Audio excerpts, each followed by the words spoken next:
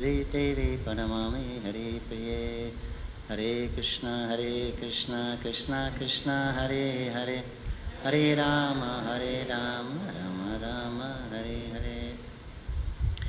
Jai Srimati Radharani Ki Jai. Anyone have any magnifying glasses? I bought my case and there's nothing inside. Anyone have reading glasses? Yeah.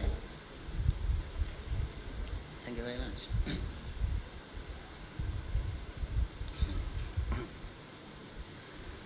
So today is the divine appearance of the most holy, sacred, lovely, beautiful, demure Srimati Radhika, who is our leader of all the our Gaudiya Vaishnavas. She is the embodiment of Krishna's internal potency. And as such, she is very, very dear to Lord Krishna, and she is very, very sacred to us. Of course, there's not much in the Srimad Bhagavatam about Srimati Radharani. As we heard from Maharaj yesterday, different leelas. There are many different leelas from different Puranas about Srimati Radharani. A lot of them we don't hear because may not be so conducive to our mood, like, Radharani gets married to Krishna and and they commit suicide and all things like that. So the Bhagavatam we generally stick to. Having said that, I'm going to read, this is from Shivaram Maharaj's book, Krishna Sangati. And mostly it's from the Garga Samhita, but it's I want to point out, want to accent the how special Radharani is. So the story is just a medium by which you can try to understand the greatness of Sri Radhika.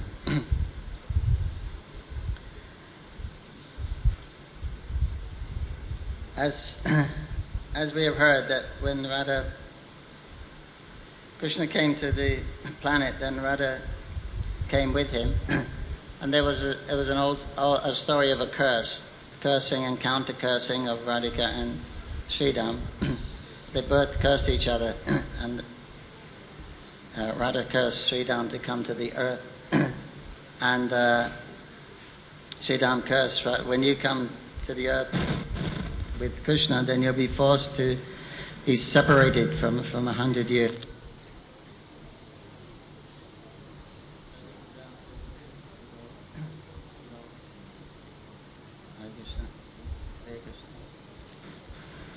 So this is after the 100 years. When the 100 years had finished,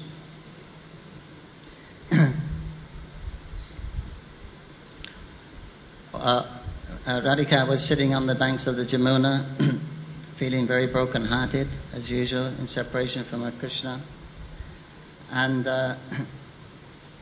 Chandanana, her friend, was reading the glories of the holy places. She was reading about this Siddha Ashram. It's in Gujarat, near Dwarka. And Radha asked about the benefits of your bathing, taking bath in Siddha Ashram. Has anyone been there? It's where they get the Gopi Chandan from. Of course, there's different places, and Kapila Muni, that's where Kapila Muni taught. There's different variations, but more likely it's that place in Gujarat where it was. So Chandanana said, she's quoting from her scripture, the wise say that one who touches Siddhashram or bathes in its waters will never be separated from Krishna. So that was good news for Radharani. He's been suffering separation for 100 years. So she thinks, well, we'd have to go to this place. So they made all arrangements to go, just like they went to Kurukshetra for the eclipse, or the Brij buses and the Dwarka buses. So they said, let us go there and go to Siddha Ashram, get the blessings there, and we can also visit our other relatives and friends in Dwarka. So they left in a big caravan. They packed all kinds of food and paraphernalia, and hundreds and thousands of gopis come with Radhika. They left in their different palanquins, and they was guarded by hundreds of cowherd men.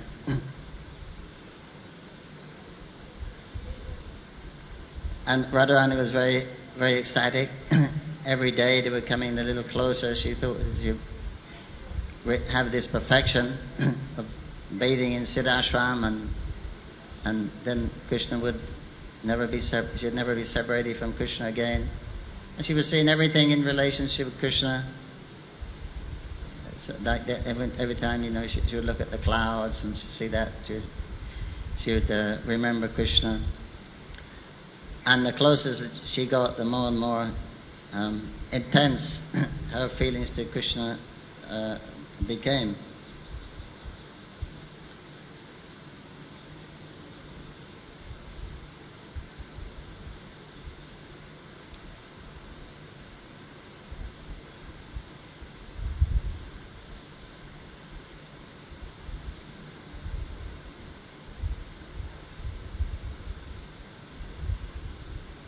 So she was always in great anticipation. Have we arrived yet? Are we coming? We're getting very close. So finally, they arrived at Siddha Ashram. The atmosphere got very nice there. The birds were chirping, the bees were humming. It was very nice, very atmosphere. Then she heard, this is it. We've arrived here. And Radha was thinking, oh, wonderful, now my desires will be fulfilled. And in the meantime, Krishna, being all pervasive as a super soul, and being a great lover of Radha, he was also understanding that this caravan was coming to Dwarka from his different messengers. So he knew he would get reports all the time, how Radharani, what was she feeling, what was she saying, how was she dressed, what loving expressions she was talking to him. So he knew all this, and Krishna, as she was coming closer, so Krishna was getting more and more agitated also in Dwarka. And the queens were thinking, what's happening with Krishna? He's getting kind of a little funny, like he's haunted sometimes. Till the last day, then get very close, and Krishna was almost like a madman also, and he could just hear the name of Radha, Radha, Radha in his ears. And he said, we should go on pilgrimage to Siddha Ashram. Like this. So then they all left for the Siddha Ashram, also the Dwarka buses. And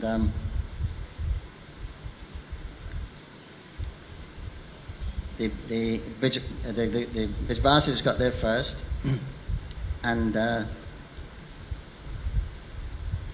was a very beautiful place. There's a big lake there, and it's surrounded by trees and lots of birds and cuckoos, and it's a very peaceful place. There's the carnivorous animals and the other animals that live very peacefully there.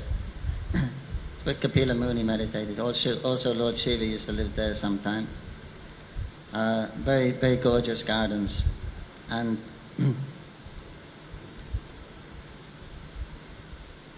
so then the Yadus arrived, and they were very charmed by the place, coming from the big city. So when they set up camp, then they said, let's go take our ritual bath. Well, when they approached the Kund, it was surrounded by a silk cloth, or maybe the gopis holding, there's thousands of gopis were all around holding a canopy, holding the cloth. So then they said, you can't, they said, our Queen of Vrindavan is taking bath, you have to come back later. They said, hey, you know, we're the Yadu dynasty, we're the ruling kings of the earth. So they're not going to listen to some cowherd girls. However, when they tried to approach, just the glances of the gopis, they were knocked back. They were rendered helpless just by the glances of these gopis.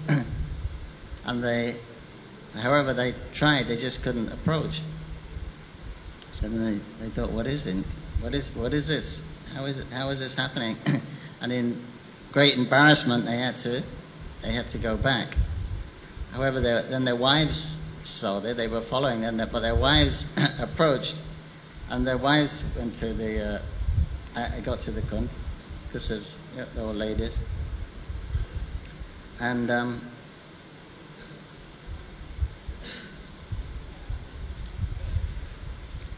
when they got there, they couldn't see Radharani, but they could see her a great effulgence. She's Taptakanchana Gauranga. She's a golden effulgence, was like coming in waves from her, that part where she was bathing. So what they could see was like this golden aura coming out, and they were very amazed, and it was a very wonderful atmosphere there. And so they went and asked Krishna, who is this young girl who is there, whose servants forbade the Yadu warriors and stopped them coming. She's such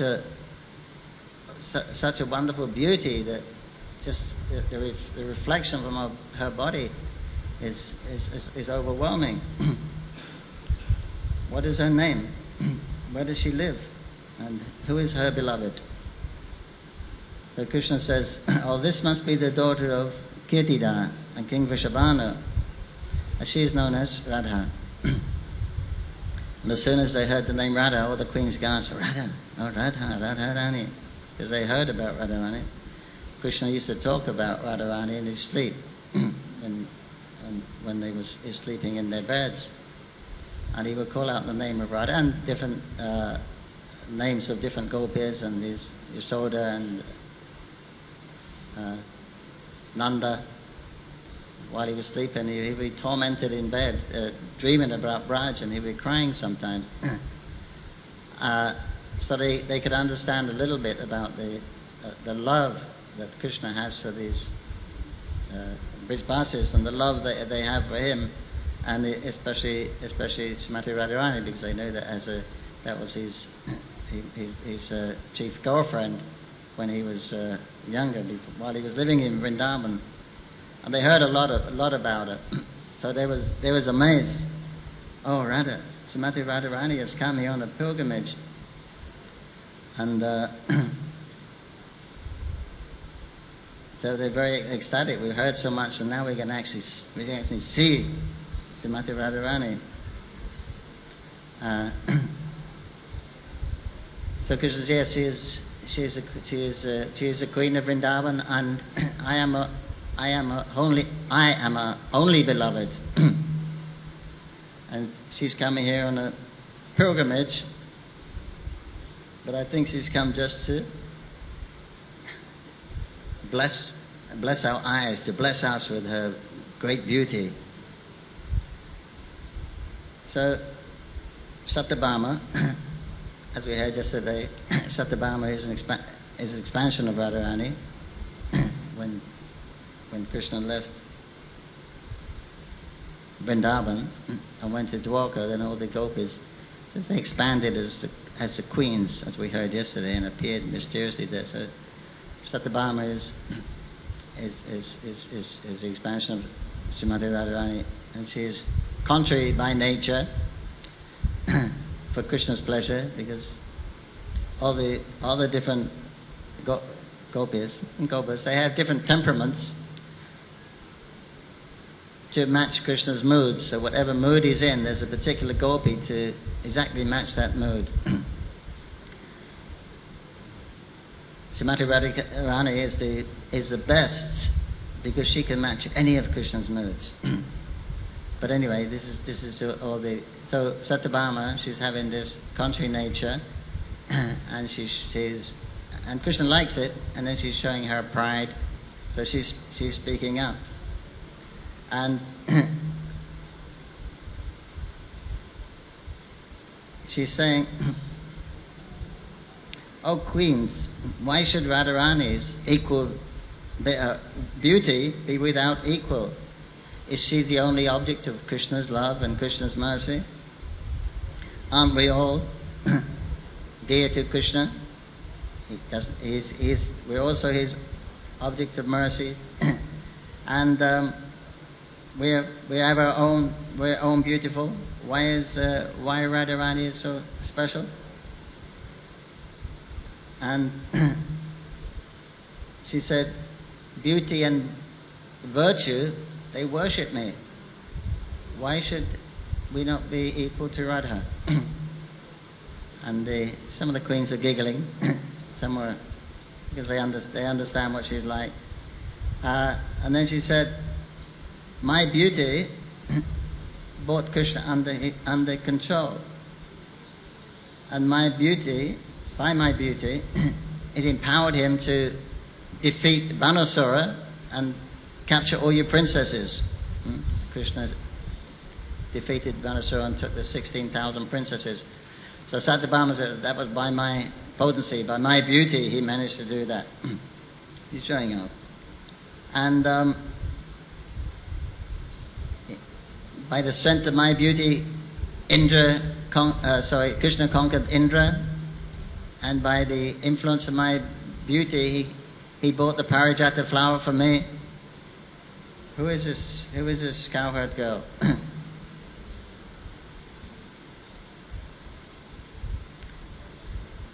And then Satyabhama said to Rukmini, "Oh beautiful, beautiful eyebrowed Rukmini, those great kings who fought over you, all the great kings of the world were there for the Sayambhu, right, of Rukmini. They all wanted Rukmini's hand. Rukmini is so beautiful."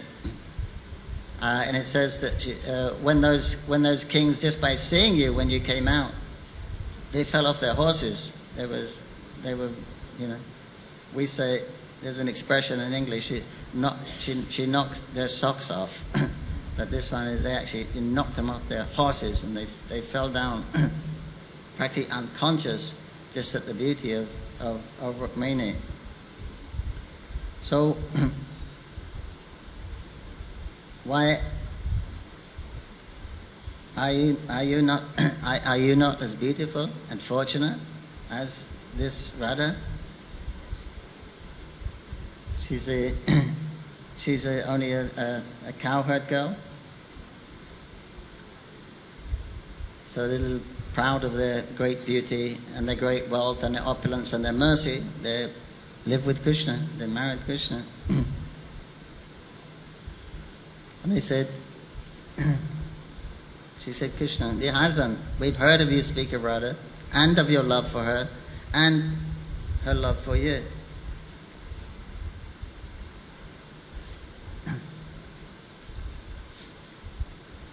Now that she is here, at a great separation from you, we would deem it our great fortune if you could introduce us to Radharani."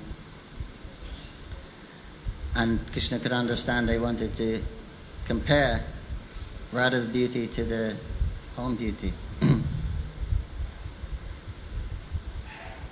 And so then Krishna sent a gopi, a message with a gopi to Srimati Radhika, if she could come and if they could come and she could come and see them.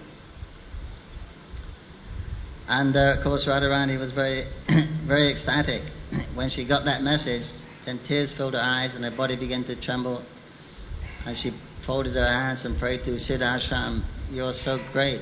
You're so great. You're so powerful. We just took our bath here, and immediately you revealed. You said there'll be no separation from Krishna. This is a benediction one gets, and immediately our desires are fulfilled." So she was praying to offering her pranams to the Siddha Ashram. And then she quickly dressed, the gopis dressed her and put nice jewelry and cosmetics. She was very anxious, but Lalita was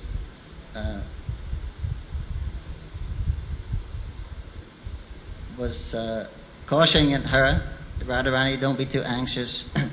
Don't throw yourself at Krishna, you know, how she usually does. Don't show too much eagerness to meet him right now. Be calm, be demure." And Radharani is thinking, "I waited 100 years and now she's telling me to be cool. She just wants to run and fly into Krishna's arms after so long." But somehow or other she managed to control her emotions. And and then she, with all the gopis and shakis and manjaris behind there, then Radhika gradually approached Krishna.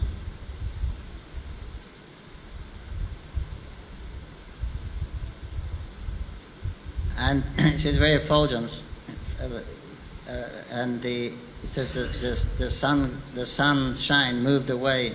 The light of the sun moved in front of her by her great effulgence, and she was coming there with all the hundreds and hundreds of the gopis, walking towards Krishna and the queens, and they was really in awe about all of this.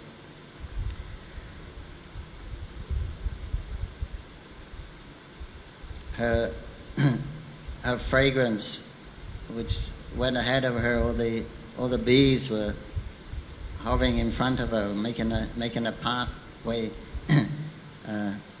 before her, and all the animals and birds of the forest, they stopped their noises and listened. Just by hearing her ankle bells, everyone became silent and just listened to that that sound, which is better than anything to be heard.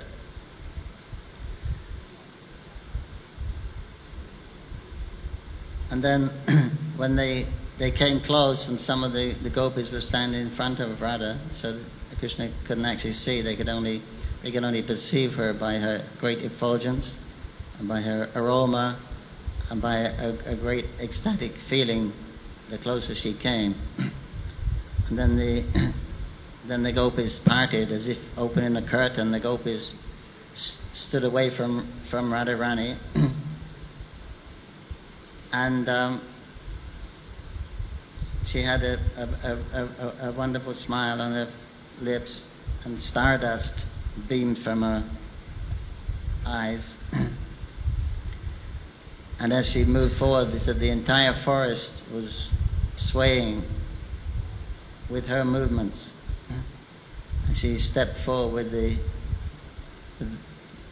very gracefully stepping like a celestial deer.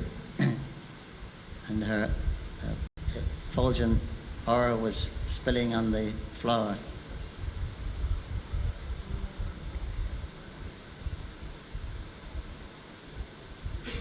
And the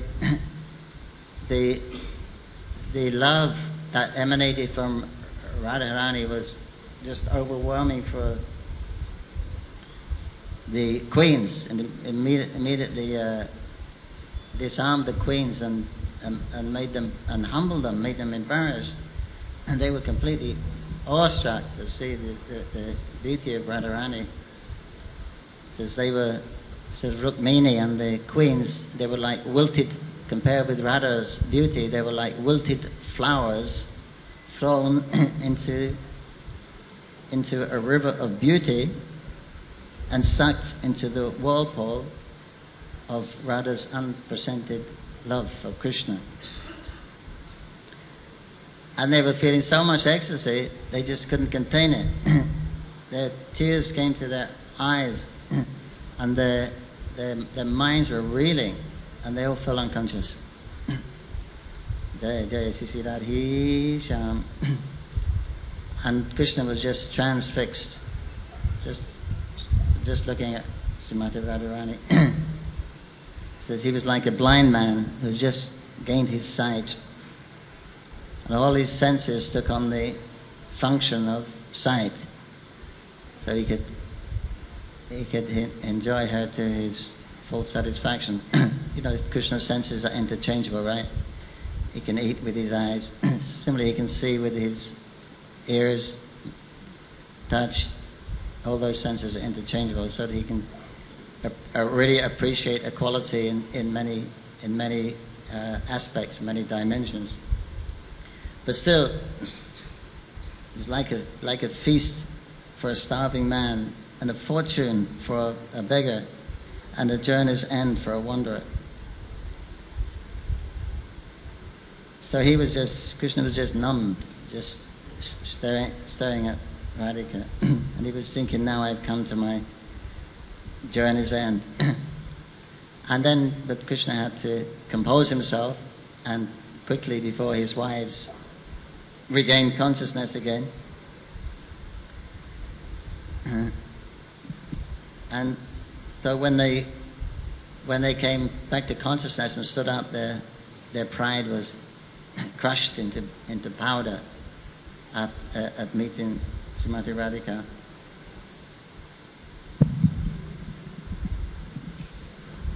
And then they began to speak amongst each other, the queens,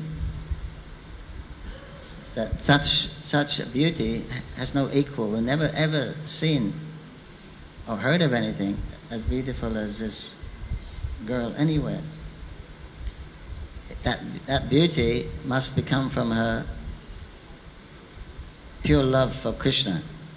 So how much love she might have for Krishna, that's the cause of her great attractiveness. When the gopis first heard the queens talking, because they were a little critical of the gopis, Radharani's beauty, they were a little unhappy. But when they saw how humbled the queens were now, the gopis, they took the queens in their hearts and embraced them. And then the queens, feeling that, they also returned that love that they felt from the Shakis. Then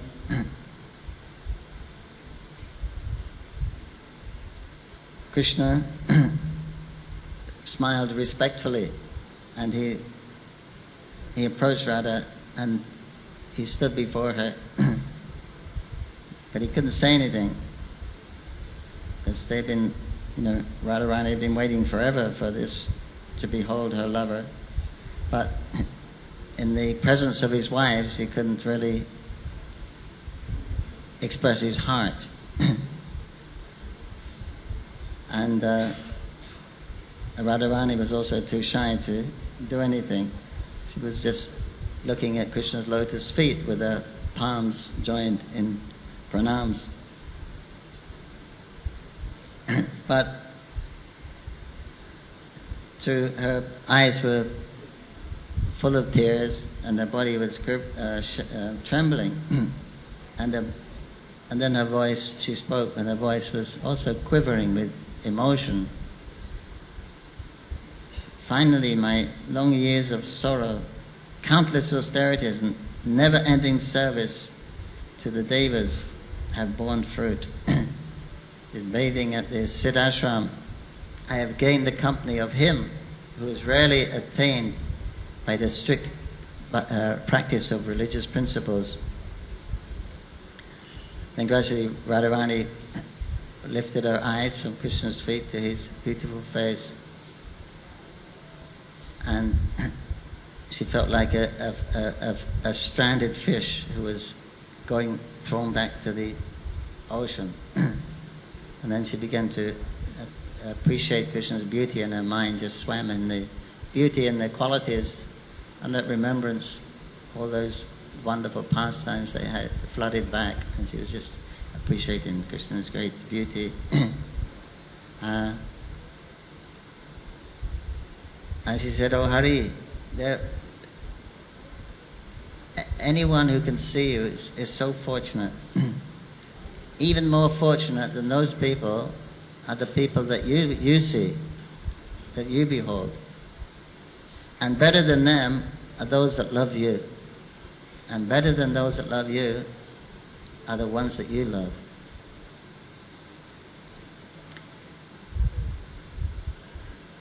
"O Krishna, love of the world, so life of my life, as I recall your pastimes, I'm overcome with wonder, happiness, and love.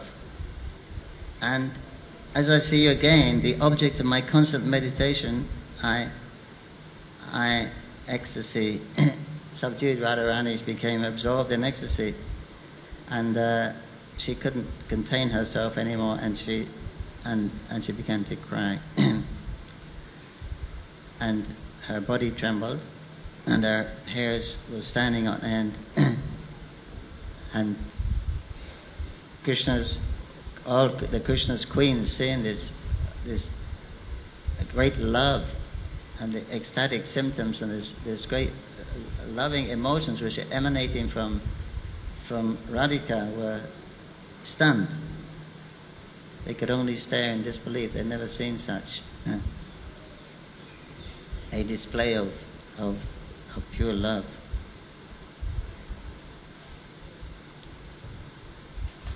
And then one of Radha's friends, by eye contact, she reminded her that you're in the company of all these queens and have to control yourself, control the emotions. And with great difficulty then, Radharani began to compose herself. And then there was a great silence, and Krishna stepped forward and he greeted Radharani, and he spoke to all of the gopis.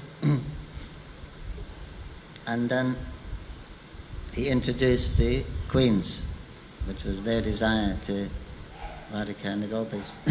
And all the queens and the gopis, they embraced each other, and the queens were feeling very, very, very blissful.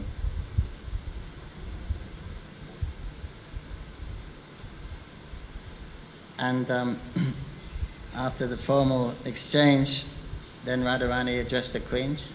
She said, "Oh sisters, as there is one moon for all the chakora birds, there's also one Krishna for all his innumerable devotees.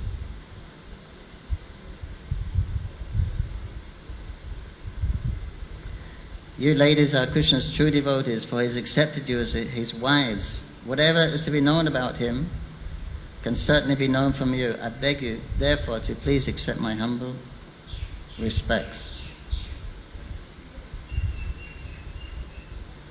And then Rukmini stepped forward and said, "Radhika, we've heard about your incomparable love and devotion and beauty to Krishna.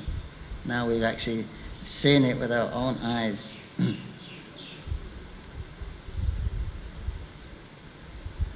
And she took Radharani's hand and said, please honor us by coming to our camp.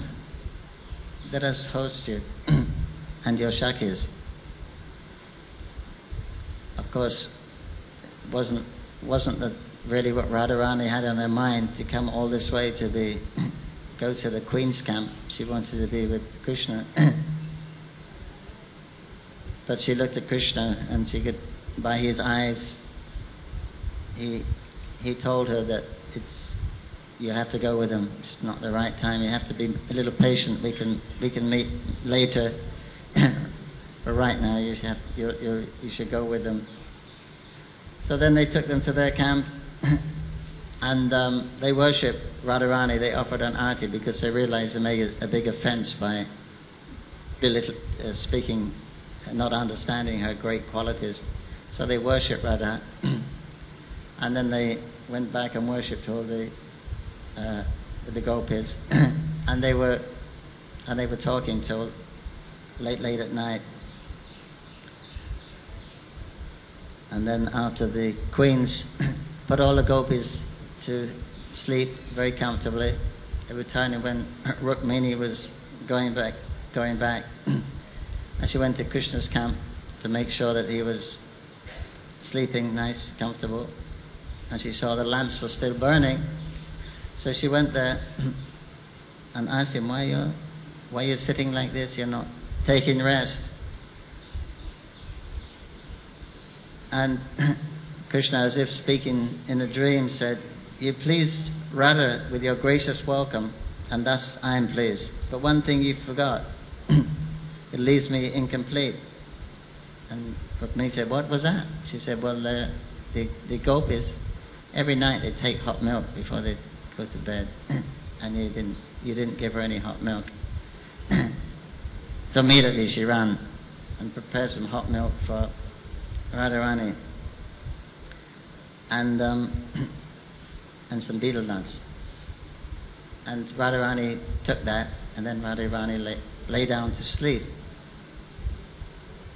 So then Rukmini went back and told Krishna that we've given her hot milk, and she began to massage his feet. And then she saw there was blisters on Krishna's feet. She said, what is this? What is the cause of this? And he said that, actually the milk you gave to Radhika was too hot. But she accepted it anyway, but she didn't want to be impolite. But so I accepted the burns on my feet. And then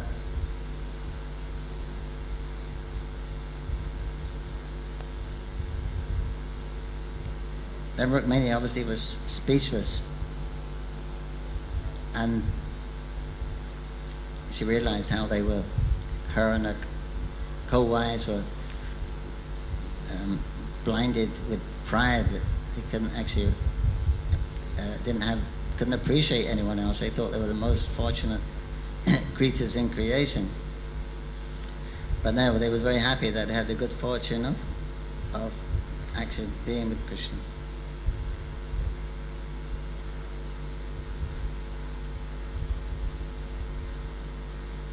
So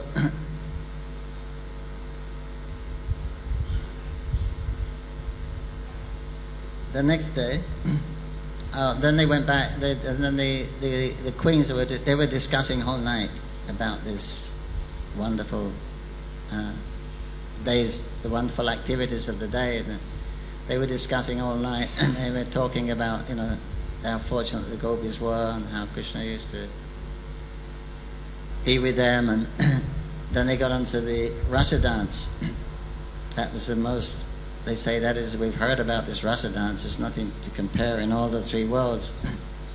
Maybe we could have a rasa dance here. So they asked Krishna, Krishna, can we have this rasa dance that we've heard so much about? So Krishna said, well, he said, you'll have to ask Radharani. Without Radharani, there's no rasa dance. So you'll have to ask her. And then, so they went to Radhika and asked that we've heard so much about this wonderful rasa dance. Could we also have one here in Dwarka? Of course, Mahaprabhu forbade. He told, was it Ramananda Roy, don't mix Vrindavan and Dwarka. You write two separate books, because he was going to write how. But anyway, they've done it in Garga Samhita, but it it does, you can see, it makes a contrast where you can actually see the differences. So for that purpose, we are mentioning it. So then they went to Radha and they said, Radharani, asked her if it's possible, and she said, well, you have to ask Krishna. They said, well, we just asked Krishna, and he told us to ask you. And she understood that Krishna wanted a rasa dance. So she said, okay, let it be. Then so she told him to get all the necessary paraphernalia for the rasa dance, musical instruments, powders, and whatever they use, and then they met, and the kind of dresses, clothes they should wear.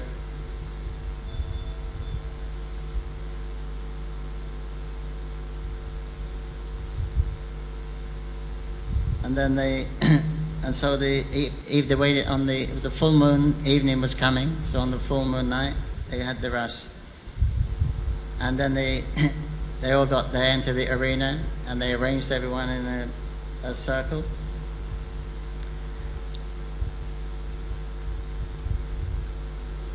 And then Krishna and Radha stood in the middle, and then they began showing some of the different poses, the different dance steps, and the different mudras, just to give an idea of what was to happen, and to give them a little training in the thing. And they was all amazed at this side of Radha Krishna giving their dancing lessons. So then they knew of course the queens know how to dance, but they only knew palace dancing. They didn't know forest dancing. So they were very happy. So then the dance began.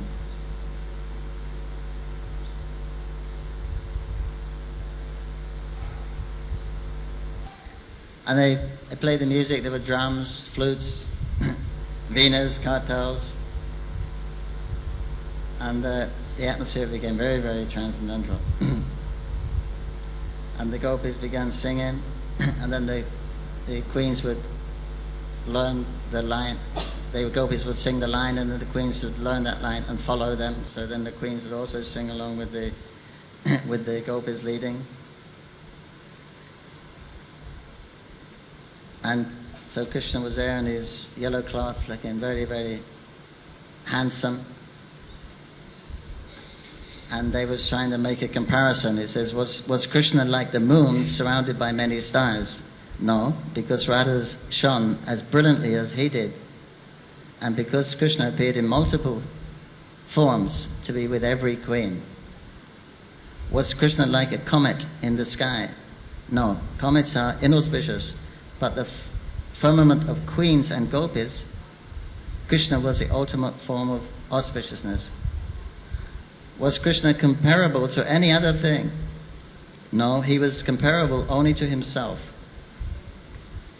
Rather, by being compared to him, all things gain perfection only by their contact with him.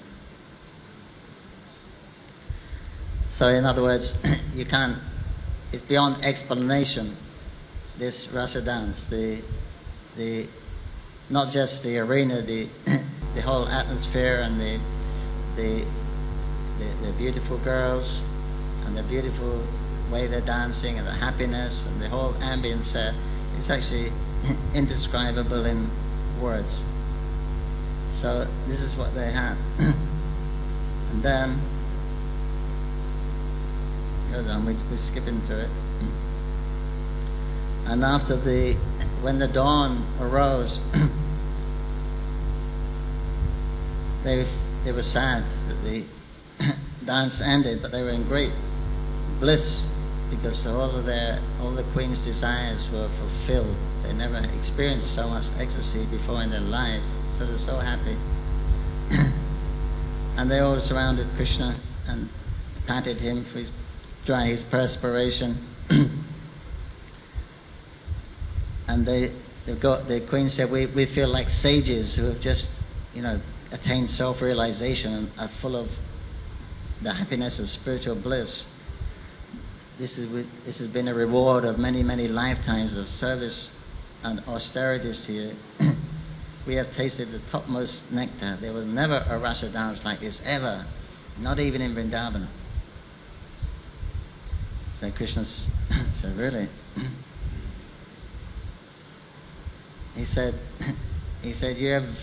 you've come to one rasa dance and experienced that. He said, but if you really want to know what the experience of the rasa, you better ask Radhika. She can tell you. So then they hesitated to approach Radhika, because every time they approach Radhika, she's always so many levels above what their understanding. So a little bit apprehensive to ask her. But anyway, they did. They found Radharani and wiped her limbs. They said, "Oh Radha, wasn't last night's rasa dance without equal? Wasn't the bliss we felt unsurpassable?" Srimati Radharani is kind to everyone. Though she smiled within, she bowed to the queens, and in a very sweet voice, she said, "Oh Queen," Krishna's favorite, she's talking to Rukmini. The dance last night, there were countless gopis and countless queens, and Sri Krishna showed unlimited dexterity in dancing with them. The moon was full, the sky clear, the dancing, singing, and playing of instruments beyond anything in heaven. And then Radha paused for a moment. Yet, it was not equal to any ras dance in Vrindavan. What I'm saying is the truth. Satyabhama looked at Rukmini, and all the queens looked at each other. What is the meaning of Radharani's words? Then Radha motioned towards Siddhashram and said, "This place, where in this place is Vrindavan forest, filled with countless desired trees, flowering vines, and intoxicated honeybees?" She pointed to the lake before them. "Where is the beautiful Jamuna river, whose currents are like lines of poetry, full of lotuses and playful swans?"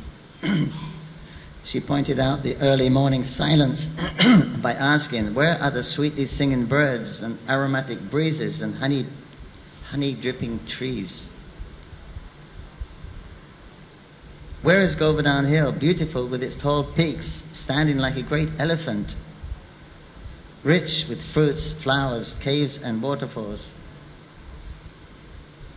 When Radha saw Krishna, he was listening at a distance. She bashfully lowered her eyes. "Where are the distinctive symbols of a gopa?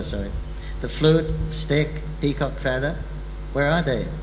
And where is that Krishna, decorated with forest flower garlands, sitting in a gentle breeze by the Jamuna's sandy shore?"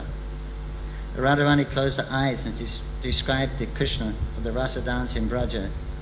"Where are the swinging earrings on that Krishna's handsome cheeks? Where is his loving glance, the happiness of his touch, the Cupid-inspired arrows from his eyes? Where is his tugging on my clothes, his offering of gift? Where is that nectar-sweet smile?"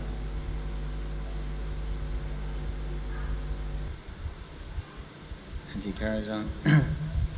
And no one could reply to her. She said, "Oh queens, the one answer to all my questions is no.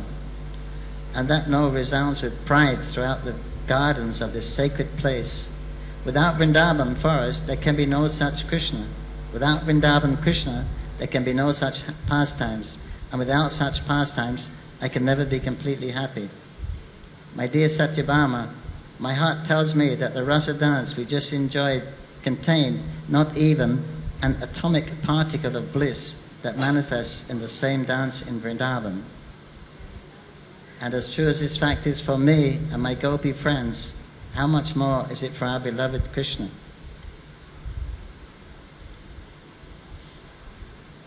The hearts of Krishna's queens filled with wonder and joy, like a tidal wave that sweeps the beach of all debris. Radha's revelation swept away the pride of Krishna's queens. The original Krishna resides forever in Vrindavan and is present elsewhere in his expansions of that original form.